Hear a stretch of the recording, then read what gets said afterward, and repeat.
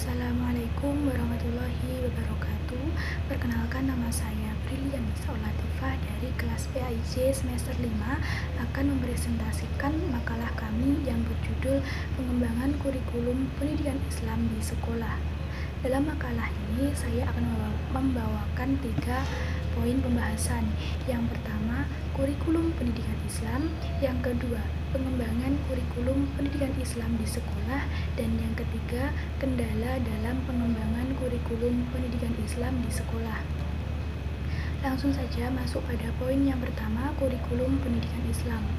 Kata kurikulum berasal dari bahasa Yunani yang awalnya digunakan dalam bidang olahraga, yang berarti jarak tempuh seorang pelari. Berdasarkan pengertian ini, dalam konteksnya dengan dunia pendidikan, memberikan pengertian sebagai circle of instruction, yaitu suatu lingkaran pengajaran di mana guru dan murid terlibat di dalamnya. Dalam bahasa Arab, istilah kurikulum diartikan dengan manhaj, yakni jalan yang terang. Maksudnya, jalan yang terang yang dilalui oleh manusia pada bidang kehidupannya. Syamsul Bahri Tanrir memberikan pengertian kurikulum pendidikan Islam adalah semua kegiatan, pengetahuan, pengalaman yang dengan sengaja dan sistematis diberikan kepada peserta didik dalam rangka mencapai tujuan pendidikan Islam. Materi dalam kurikulum pendidikan Islam meliputi 3 pokok persoalan, yaitu keimanan, keislaman, ihsan. Yang pada intinya ciri khas kurikulum dalam kurikulum pendidikan Islam ini memiliki pertautan sempurna dengan agama.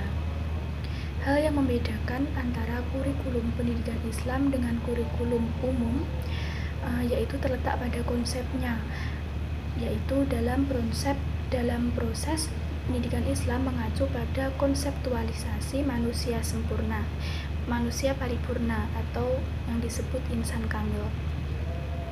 Kemudian masuk pada poin yang kedua, pengembangan kurikulum pendidikan Islam di sekolah.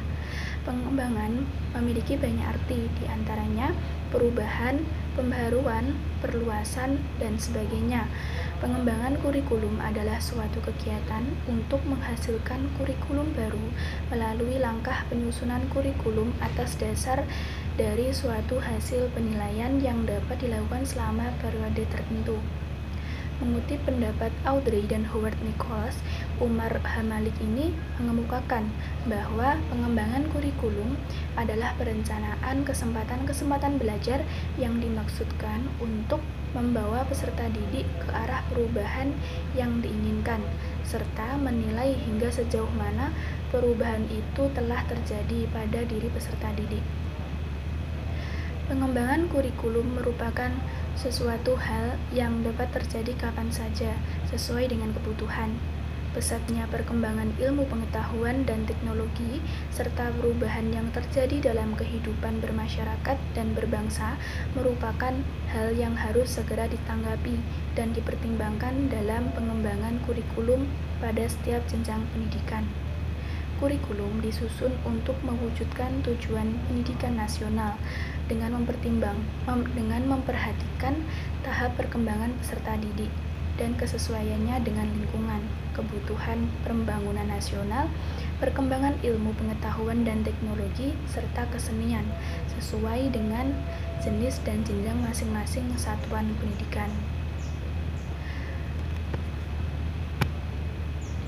Menurut hasil kajian Muhaimin, ada 3 peta paradigma pengembangan pendidikan Islam. Yang pertama itu ada paradigma dikotomis. Dalam paradigma ini, aspek kehidupan dipandang dengan sangat sederhana. Pendidikan Islam seolah-olah hanya mengurusi persoalan ritual dan spiritual, sementara kehidupan ekonomi, politik, sosial, budaya, dan sebagainya itu dianggap sebagai urusan duniawi yang menjadi bidang pendidikan non-agama. Kemudian yang kedua, paradigma mekanisme, yang memandang kehidupan terdiri atas berbagai aspek dan pendidikan dianggap sebagai penanaman dan pengembangan perangkat nilai kehidupan yang masing-masing bergerak menurut fungsinya.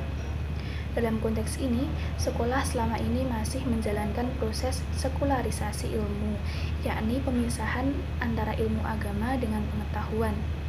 Nilai keimanan dan ketakwaan seolah hanya bagian dari mata pelajaran PAI, sementara mata pelajaran lain mengajarkan bidang ilmu seolah tidak ada hubungannya dengan masalah nilai keimanan dan ketakwaan. Kemudian yang ketiga, paradigma orgasme.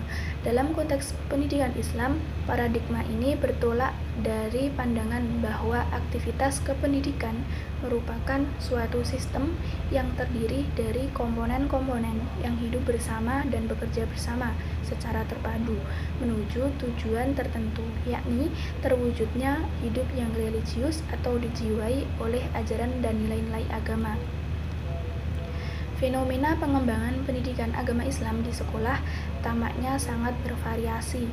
Dalam arti, ada yang cukup puas dengan pola horizontal lateral atau independen, yakni bidang studi non-agama kadang-kadang berdiri sendiri tanpa ada dikonsultasikan dan berinteraksi dengan nilai-nilai agama, dan ada yang mengembangkan pola relasi, yakni bidang studi non-agama dikonsultasikan dengan nilai-nilai agama.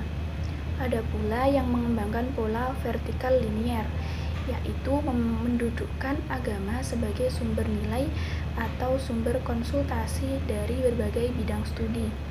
Namun demikian, pada umumnya dikembangkan ke pola horizontal lateral atau independen, kecuali bagi lembaga pendidikan tertentu yang memiliki komitmen kemampuan dalam mewujudkan relasi, hubungan lateral sekuensial dan vertikal linier. Kemudian poin yang ketiga, kendala dalam pengembangan kurikulum pendidikan Islam di sekolah. Penyebab ketidakefektifan pengembangan kurikulum di sekolah diantaranya ada kualitas guru. Peran terbesar dalam pengembangan kurikulum di sekolah secara praktis terletak pada kemampuan guru mata pelajaran yang bersangkutan. Kualitas sumber daya guru yang rata-rata belum paham akan kurikulum tersebut, serta kurangnya kesadaran guru pendidikan Islam untuk berusaha menyesuaikan diri dengan tuntutan perubahan sistem pendidikan yang diberlakukan saat ini. Kemudian, kepala sekolah. Secara tidak sadar, kepala sekolah malah menciptakan kendala yang cukup signifikan terhadap kinerja guru, seperti memperlakukan guru sebagai bawahan dengan membatasi ruang partisipasi guru untuk terlibat dalam berbagai penentuan kebijakan yang dikeluarkan sekolah. Kemudian, pengawas PAI. Keberadaan pengawas pendidikan Islam ini dianggap kurang kreatif dan aktif dalam melakukan tugas pengawasan, penilaian, dan bimbingan dalam pengembangan kurikulum PAI. Kemudian yang terakhir, masyarakat dan komite. Terkait dengan pengembangan kurikulum pendidikan Islam, peran masyarakat dan komite ini belum terlalu nampak. Hal ini terjadi karena selama ini mereka tidak terbiasa terlibat dalam urusan teknis edukasi dan mempercayakan sepenuhnya kepada sekolah. Koordinasi masyarakat dan komite sekolah hanya terjadi pada program yang menyangkut pendanaan. Sekian, terima kasih presentasi dari saya.